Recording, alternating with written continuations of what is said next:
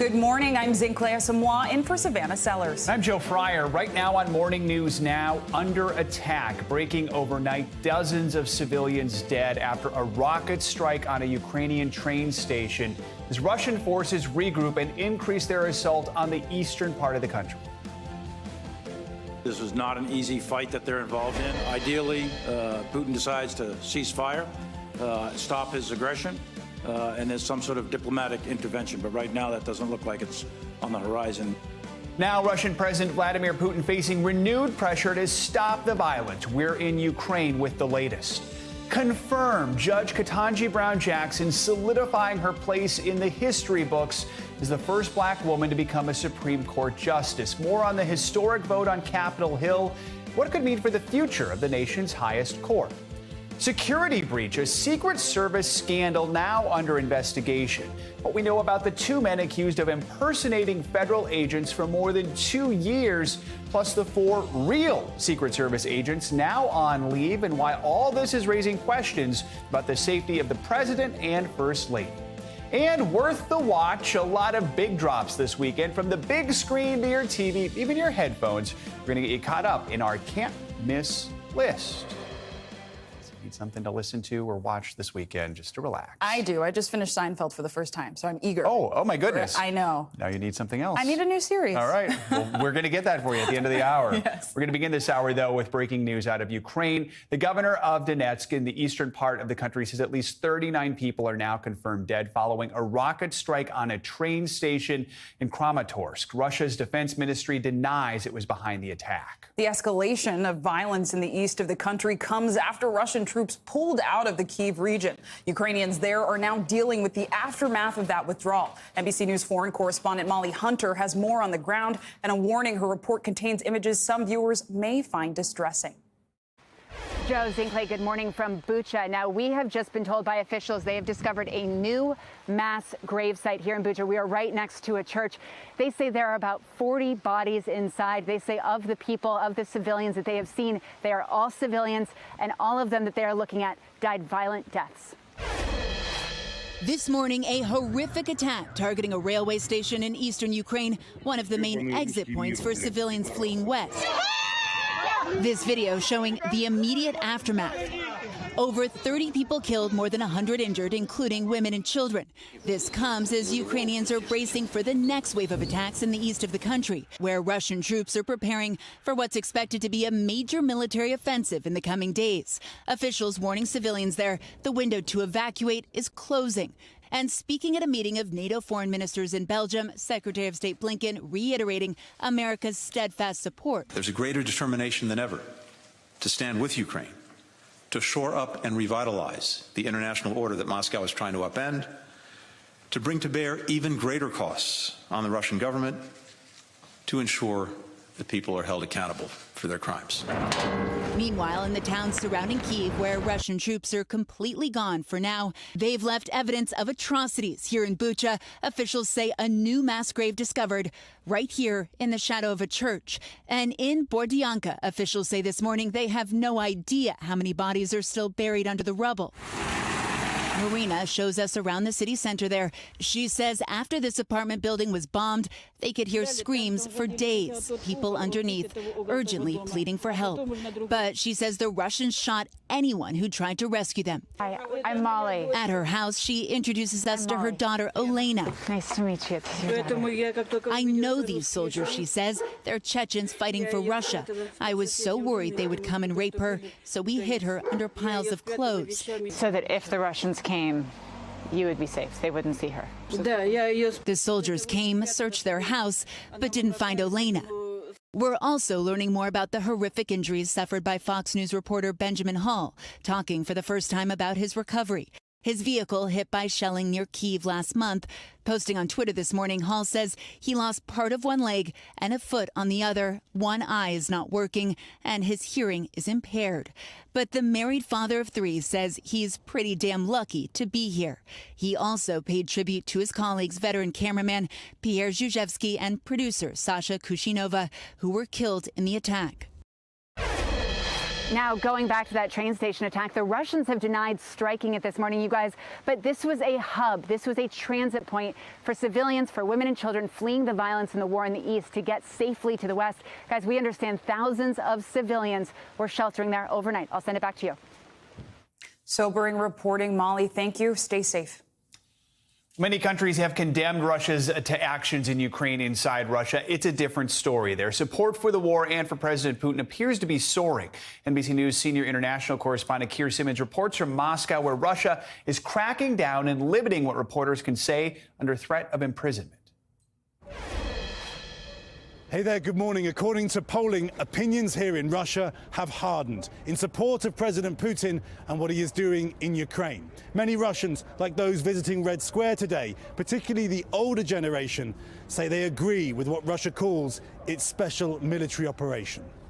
This morning, a disconnect between President Putin's image inside and outside Russia. Every day, Russian state television accuses the West of fake news over Ukraine. We traveled to the town of Krasnogorsk, where Russian television is beamed into homes built before the Second World War. Everyone we spoke to supports Russia's role in Europe's latest conflict. Do you support President Putin? Yes, of course we support the president's decision, she says. Another shows us the local newspaper. It says the operation in Ukraine is under control, he tells us. Denis Volkov runs an independent polling company. He says they've seen a 20% increase in President Putin's approval rating from November to March. It's now above 80%. So in November, President Putin's approval rating is 63, and then 69, then 71, and then it jumps. It jumps to 83. 83%. Over the same months, Russians' negative view of America has soared from 42% to 72%. This conflict is hardening attitudes here.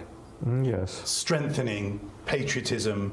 Conflict with the West, negative feelings towards the West. All being strengthened. All being strengthened. 51% of Russians say they are proud of their country, while 31% say they feel anxiety, fear, and even horror. We asked the spokeswoman for Russia's foreign ministry whether the apparent support in Russia can be sustained. Will the amount of bloodshed in Ukraine ultimately impact Russian public opinion? The world is deceived, she says. In our country, people have alternative sources of information, though there may be questions over whether Russians feel they can answer pollsters honestly.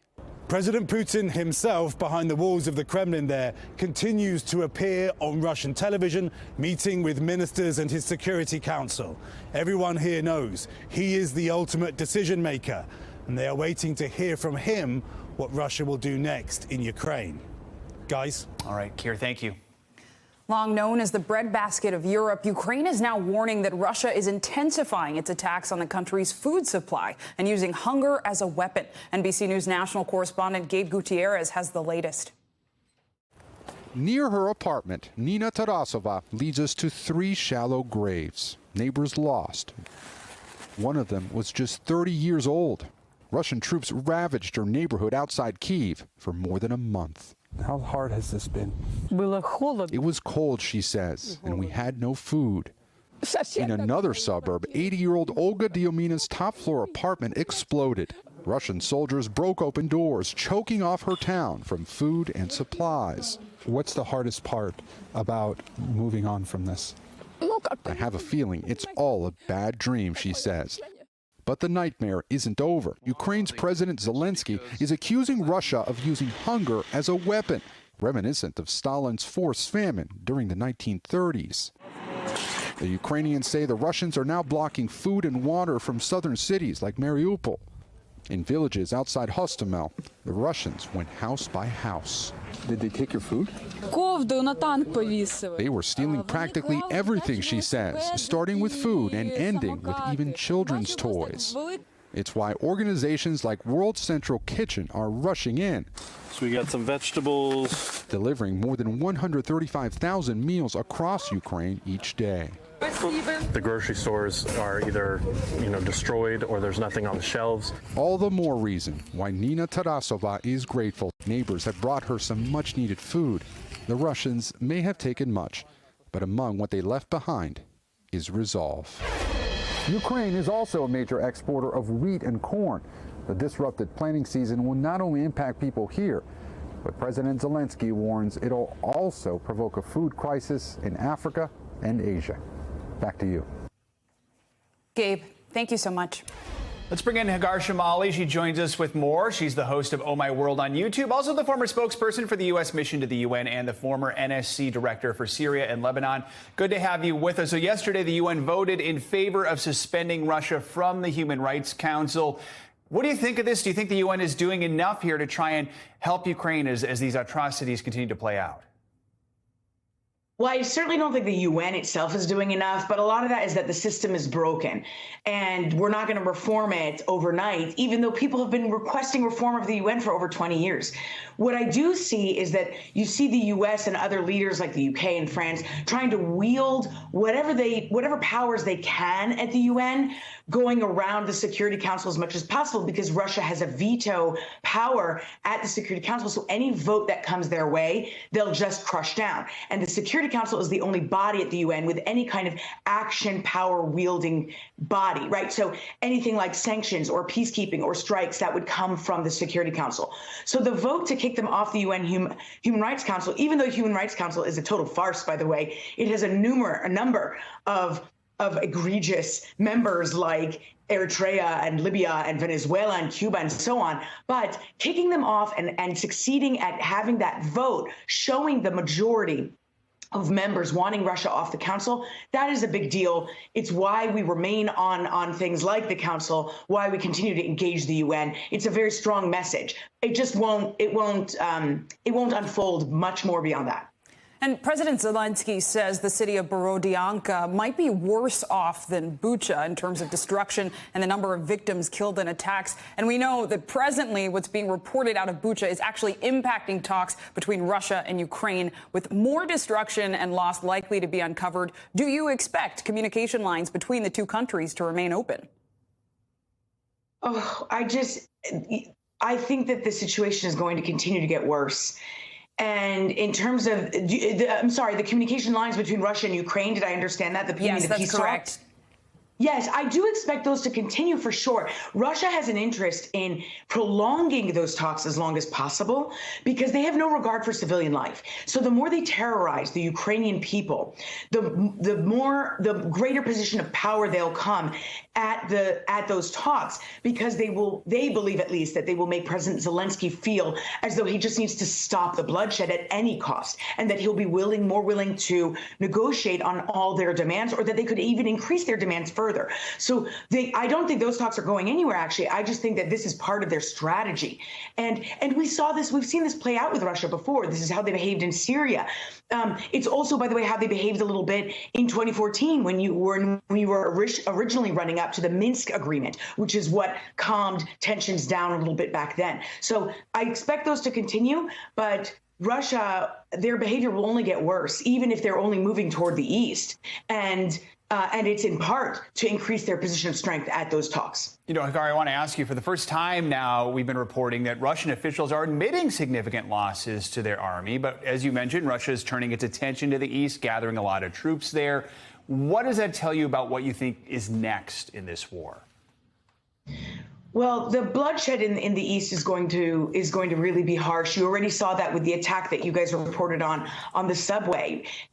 From the reports from the area say that civilians have been saying that they are told they must either stay in the Donbas region or go to Russia, that they don't have a choice, for example, to leave going elsewhere. And that's probably why they targeted that subway in such a ruthless manner, was to target people fleeing, innocent civilians. We already know that they have no regard for civilian life. So I expect them to really try and take hold. Now, they said that they moved their military away from Ukraine's capital as some kind of gesture, that this was phase 2 of the war. You can't believe anything coming out of the Russian government's mouth, frankly. But I think that the point of this is really that consolidate their efforts to really try and take control completely over that area. Hagar Shamali, thank you for your time and insights. To the White House now, where a ceremony is taking place today to mark the historic confirmation of Judge Ketanji Brown Jackson to the Supreme Court. She becomes the first black woman elevated to the High Court after 3 Republican senators joined Democrats in voting for her 53-47.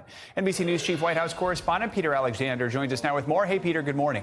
Hey, Joe, good morning. It is history at the High Court. For the first time in 233 years, white men will no longer be the court's majority. This court will soon include 2 black justices and 4 women, though its ideological balance will not change. And now today, just after noon at an outdoor event on the South Lawn here, the president, the vice president, and Judge Jackson herself are all set to speak.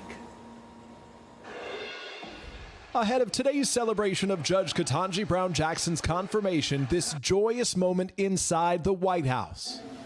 And this nomination is confirmed. All right.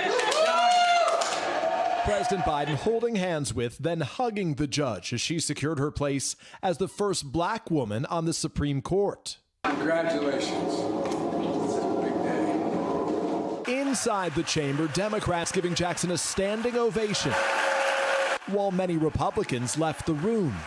Just 3 Senate Republicans joined all 50 Democrats voting to confirm Jackson: Mitt Romney, Lisa Murkowski, and Susan Collins. Presiding over the vote, the nation's first black woman vice president.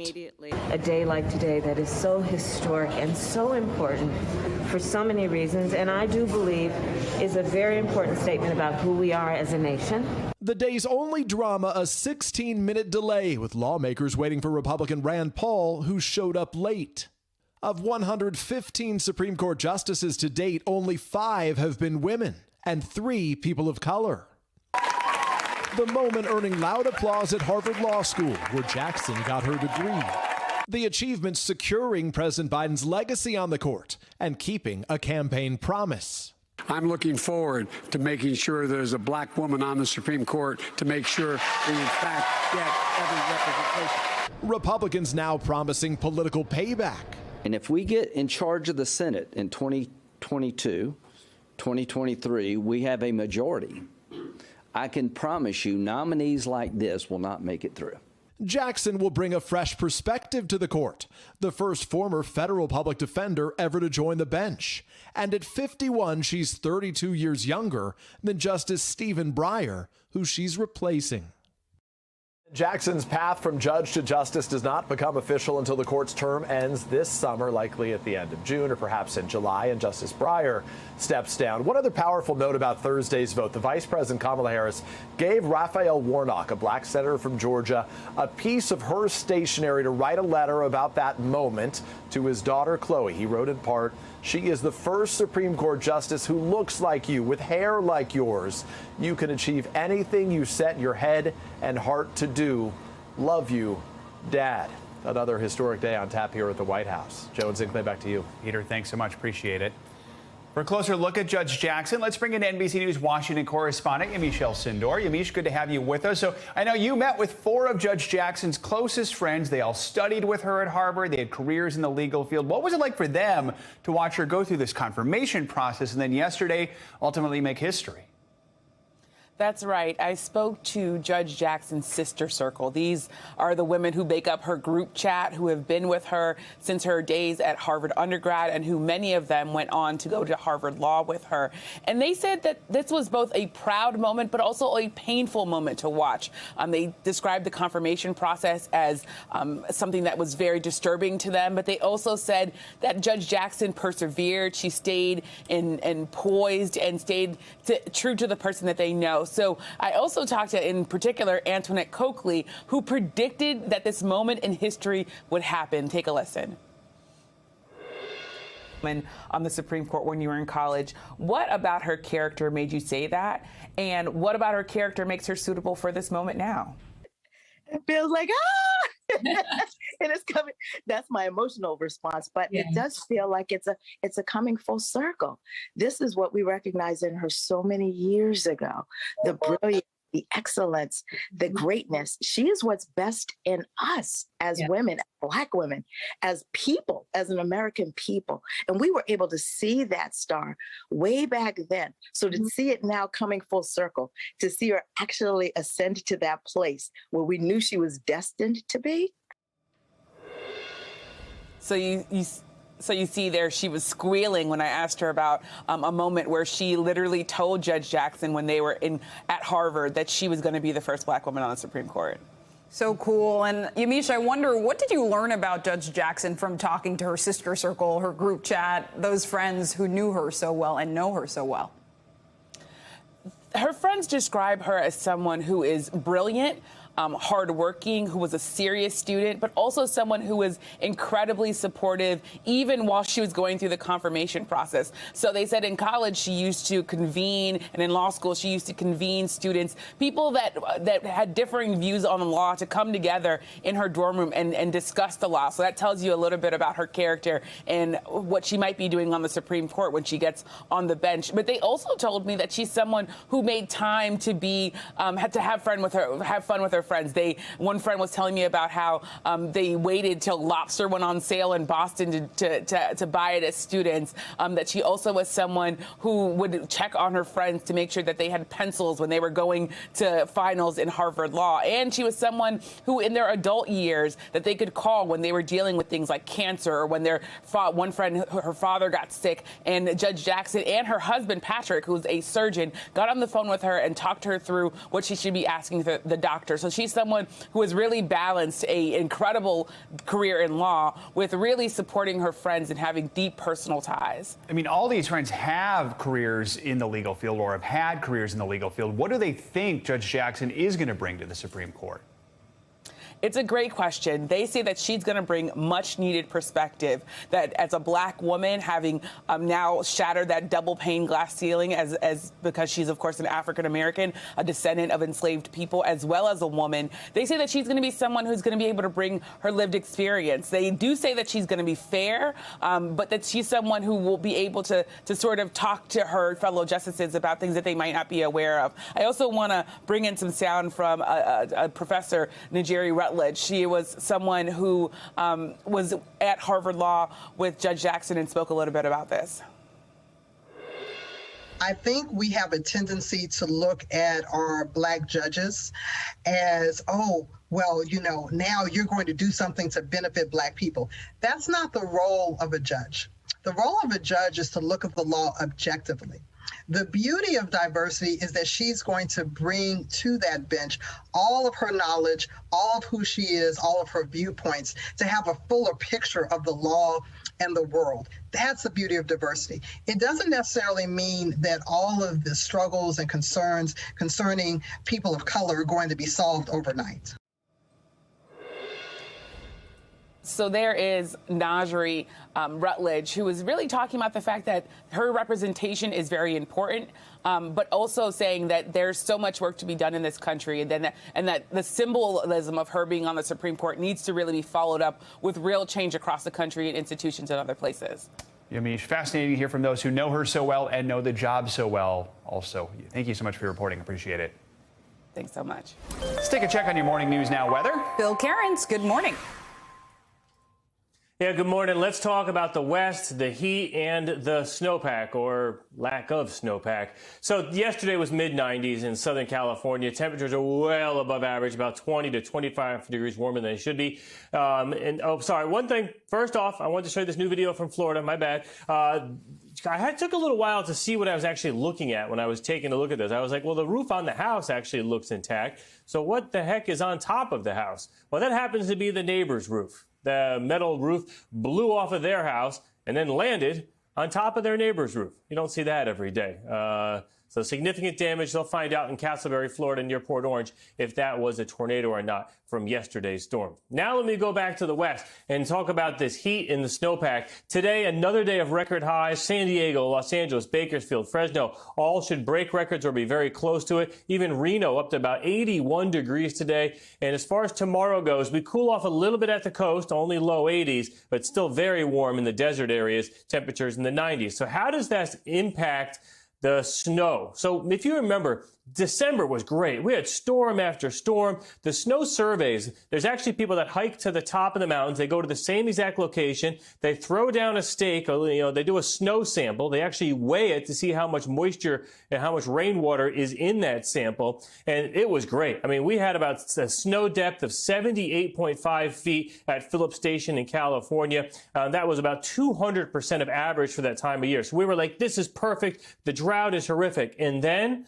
unfortunately, it didn't snow after that. I mean, this is what it looked like for the April snow survey at the same exact location. I mean, it was only 2.5 inches. That was it. And obviously, that was only 4% of our typical average. So usually in the Sierra, we get the highest snowpack in early April. That wasn't the case this year. We had the driest January and March period ever. And remember, the Sierra supplies about 30% of California's water. So in other words, all of that water is already in the reservoirs. There's little to hardly any more that's going to add to the reservoir levels the rest of this spring. And that's sad because we're going to have extreme water problems. So the forecast today, also kind of unsettled in the Great Lakes. And we will see a little bit of wet weather and snow in the Northwest this weekend, also in New England on Saturday. The southern half of the country looks great. But Joe, this is, we're only April and we're already talking water issues in the West and in California. It is going to be a long summer talking about the same topic. Yeah, that does not bode well, especially once wildfires really kick up again. All right. Bill, thanks so much. Have a good weekend. Appreciate it. Thank you. Okay.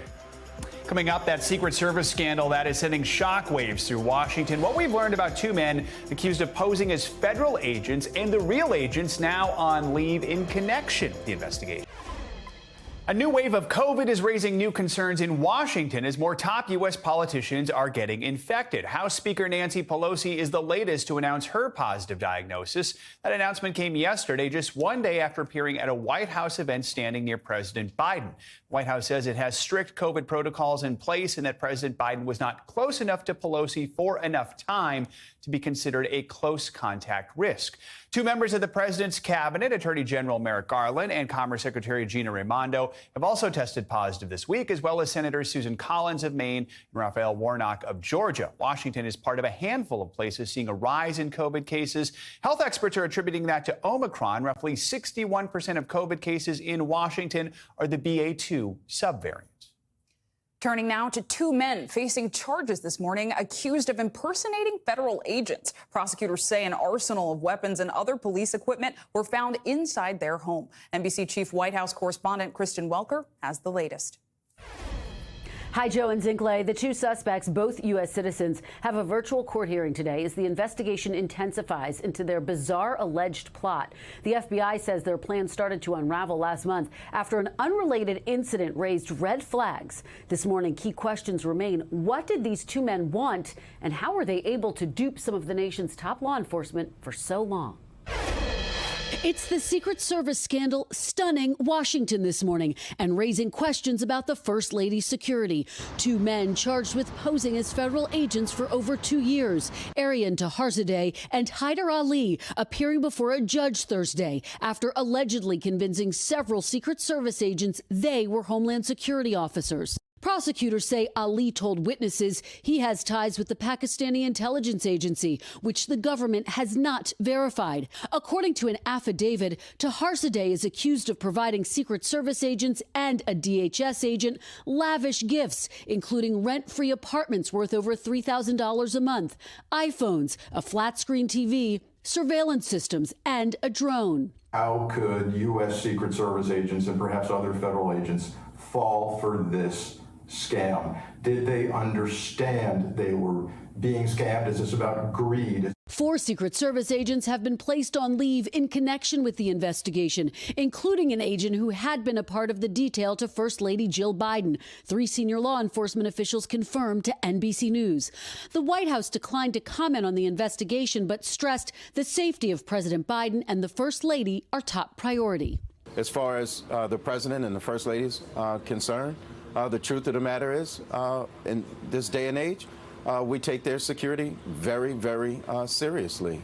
FBI agents raided the two men's luxury apartment building Wednesday, where a federal prosecutor revealed law enforcement discovered Ali's passport, stamped with visas for Iran and Pakistan, as well as weapons and police equipment inside, including a loaded Glock 19, sniper spotting equipment, body armor, and at least one drone. Neither Taharzadeh nor Ali have entered a plea of guilty or not guilty, and prosecutors say they should be detained until their trial because they are a flight risk and danger to the community.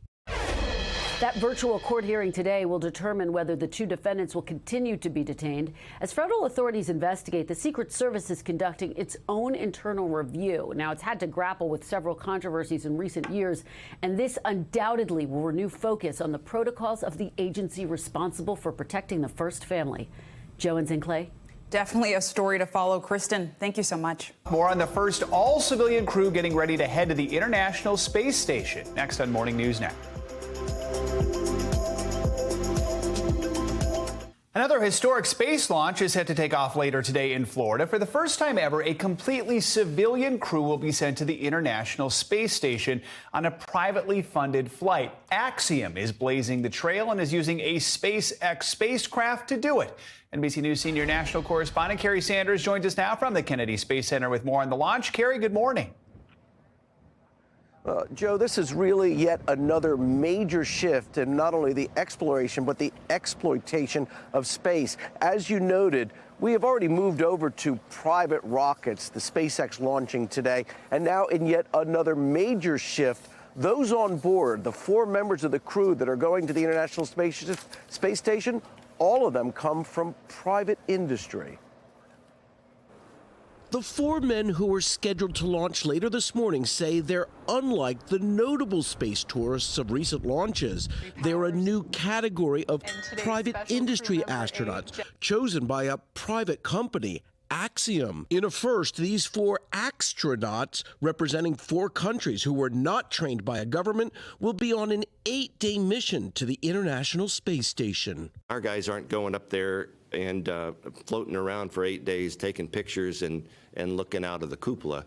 I mean, we have a very intensive and research-oriented timeline planned for them. With this mission, Axiom is setting the stage to construct its privately owned space station to compete with China, which already has its own, as the ISS could end its revolutionary run in the not-too-distant future. Axiom's president Mike Suffredini, nicknamed Suff, is a former NASA astronaut himself. Suff likens these astronauts to railroad pioneers. When you think about the good old days of like the railroad, for instance, they built the railroads. Well, the railroads are the launch vehicles, and the destination is our facility. 3 of the 4 private astronauts share one trait with so many others who have gone to space lately. They're mega millionaires, each paying $55 million to be on this mission. 2 spent their lives as investment professionals. The other, a former business owner and Israeli fighter pilot. The 4th, former NASA astronaut and ISS commander Michael Lopez Alegria. We have to start somewhere.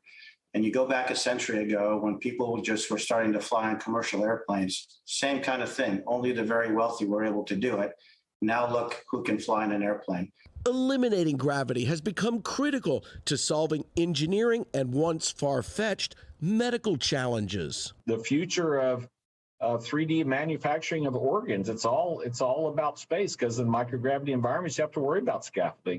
We could print whole organs, and that'd be a really big. You can imagine that business by itself. Private space exploration providing new hope. Innovations like that may one day not be so out of this world. It all sounds like science fiction, but remember, it was once considered far-fetched that you'd be able to launch a rocket up into space.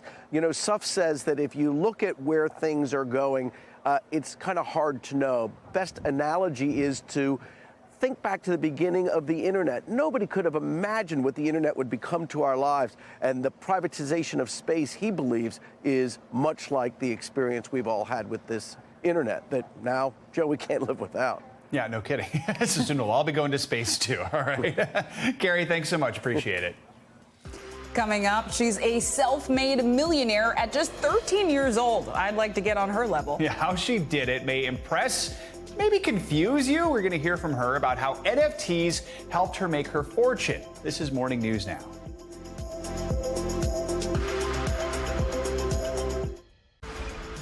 Time for our CNBC Money Minute, the biggest financial headlines of the day and why they matter to you. Silvana Hanau joins us now. Good morning, Silvana. Hey guys, good morning and happy Friday. Amazon plans to appeal a recent union election victory at a warehouse in Staten Island, New York. The Wall Street Journal says the company revealed its intentions in a legal filing yesterday. Amazon alleges organizers pressured workers into voting for the union. The National Labor Relations Board has previously accused Amazon of threatening employees unless they did the opposite. More than half the workers at the warehouse voted to join the union, which would be the first of its kind for Amazon workers in the United States. Twitter may not have a native button yet, but it's rolling out another useful feature. It's experimenting with an unmentioned tool that will let users remove themselves from conversations. The feature is being limited for now to the web version of Twitter. When you click, your username gets untagged. It stops any future mentions in the conversation and will stop notifications. Tesla hosting a cyber rodeo party last night for the grand opening of its new factory in Austin, Texas. CEO Elon Musk showed up wearing a black cowboy hat and dark sunglasses. He says the plant aims to make 500,000 Model Y vehicles a year once production ramps up. He also teased products that are still under development, including the Cybertruck, which Tesla aims to start producing next year, and a new robo-taxi, which he says will look quite futuristic. Tesla's timelines often shift, and automakers are now grappling with chip shortages and soaring prices for raw materials, guys. All right, Silvana, thanks so much. Appreciate it. Have a good weekend. We've been hearing a lot lately about NFTs, but what might that mean to you? Well, for one teenager, it means millions of dollars. Our very own Savannah Sellers recently spoke with an inspiring artist who says it has changed everything for her. I love drawing women from all around the world because I really like different cultures and different backgrounds. Nyla Hayes' drawings are captivating, from iconic women like Ruth Bader Ginsburg and Lucille Ball to portraits of everyday women, all with a signature characteristic, a stretched neck, or, as Nyla calls them, long neckies. The name actually comes from when Nyla was little and her nickname for her favorite reptile, the Brontosaurus. I didn't know what to call it, so I just thought of them as long neckies. So Nyla, you have this favorite dinosaur with this long neck. What was your inspiration to start drawing people with that long neck? At first, I just wanted to put two things that I love together, and that was the Brontosaurus and women. I wanted to kind of show how beautiful and strong women were, and I thought of the Brontosaurus as well. And believe it or not, her collection of more than 3,000 long neckies has made Nyla a multi-millionaire at just 13 years old. How? By selling them as NFTs, or non-fungible tokens. Non-fungible means something is one of a kind, like an original drawing, video, or song. Each of Nyla's portraits is literally unique, so she can post or mint it onto an NFT website, where someone can buy it with cryptocurrency and own its digital code. The marketplace so lucrative, data company nonfungible.com recently estimated more than $17 billion worth of NFTs were traded last year.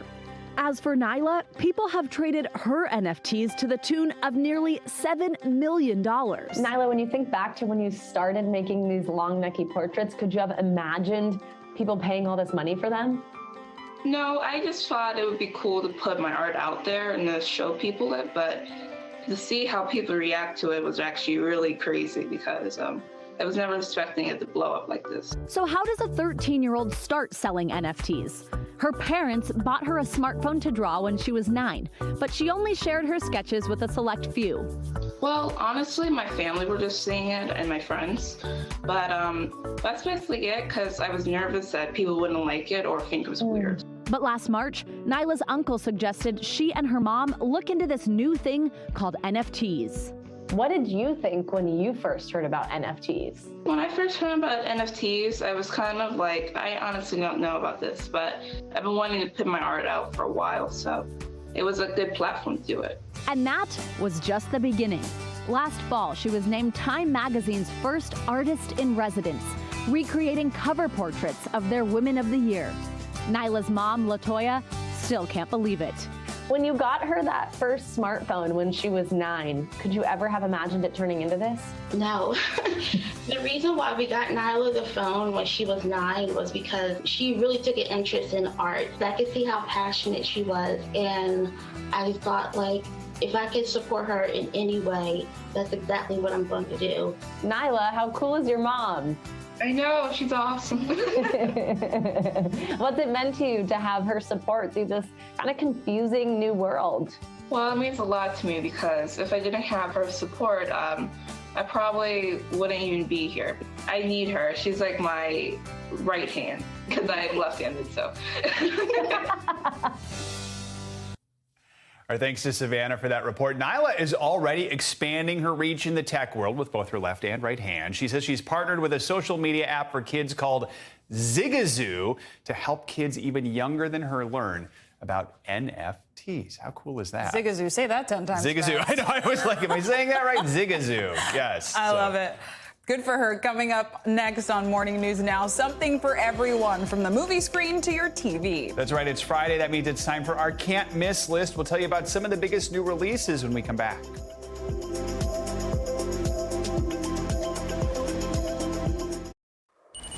It's Friday, which means it's time for our can't miss list. Grab your popcorn or coffee because it's the morning. Or dip your popcorn in the coffee. Ooh, that sounds salty and sweet if you put sugar in your coffee. Anyway, all the movies, TV, and music you should check out this weekend because everyone will be talking about them on Monday. Joining us now with some of her top picks is Variety Magazine senior entertainment writer Angelique Jackson. Good to have you with us. So let's start with movies. A wide range opening in theaters this weekend. So what should we see? Yes, so if you guys are big fans of explosions and car chases, Michael Bay is back with his newest outing, Ambulance, starring Jake Gyllenhaal and Yahya Abdul-Mateen. This is a super high-octane ride through the streets of Los Angeles, about 2 hours and 15 minutes of just nonstop action. But if you're looking for a little bit more family fare, there's also Sonic 2. The classic video game property is back for round 2 with Ben Schwartz voicing Sonic and Idris Elba as Knuckles. You know, the original made $300 million worldwide, so we know some families are really going to be enjoying this one. And there's a little bit of an indie movie coming out this weekend. It's a documentary called Cow. It's from director Andrea Arnold, and it is an experimental documentary about a dairy cow named Luma living in the south of England, and that is in theaters and on video on demand. It was a huge hit out of Cannes, and you know, something a little different for your weekend. Indie film about a cow. Never thought I would hear that. But very cool. Sounds like a mood. Anyway, so 2 big albums also just dropped, and one of those artists will actually be performing in the Plaza on the Today Show next week. Tell us about that. Yes. That is Camila Cabello. She is back with her 3rd album, Familia, and she'll be performing on the Today Show, as you mentioned, on Tuesday, April 12th. This is a new album that is kind of all about finding herself, and, you know, we're excited to hear a different sound from her. Also back with a new solo album is Jack White. His 4th studio album, Fear of the Dawn, will actually be followed by a 2nd album. You know, this one's kind of more hard rock, and the 2nd album, which will come out later this year, called Entering Heaven Alive, will be a mellow acoustic LP. So yeah, those 2 are bringing us back with some new music. All right, let's stay on the music theme here. The Country Music Television Awards, the CMT Awards, have been postponed. They're finally happening. That's not until Monday. So what are we supposed to watch in the meantime? So we are very excited for that award show. It'll be hosted by Kelsey Ballerini and Anthony Mackie, and it's a fan-voted ceremony. So, you know, get your listens in and get your votes in, because whoever you pick just might win. But in the meantime, I also suggest taking a watch to iCarly Season 2, which drops Friday on Paramount+. Miranda Cosgrove is back for more adventures in this revival, so make sure to tune into that one. And then also, A Black Lady Sketch Show is coming back for Season 2 as as well on HBO and HBO Max. You know, this kind of crazy comedy sketch show from creator Robin Thede is one of my personal favorites and will have you rolling with its first episode this weekend. It has about 40 guest stars in this season, so it's jam-packed with comedy. And if there's time, I also want to suggest a binge watch of ABC's Abbott Elementary. It's actually starring a Black Lady sketch show, a former player. You see there, Quinta Brunson. She is the creator. And the finale of this show, which has been just all of the buzz on Twitter, will be on Tuesday. So get all of your episodes in now. You don't want to miss the conversation. Good recommendation. And looking at the CMT Awards, the Judds, isn't that the one where they're going to reunite and perform for the first time in like 20 years? Oh, wow. Yeah, that's We very love a exciting. reunion. We I love know. a reunion. Exactly. Yes. So that's something to look forward to there. All right. Angelique, thank you so much. Appreciate it. Have a great weekend. Thank you. That does it for this hour of Morning News Now. The news continues right now. Thanks for watching our YouTube channel. Follow today's top stories and breaking news by downloading the NBC News app.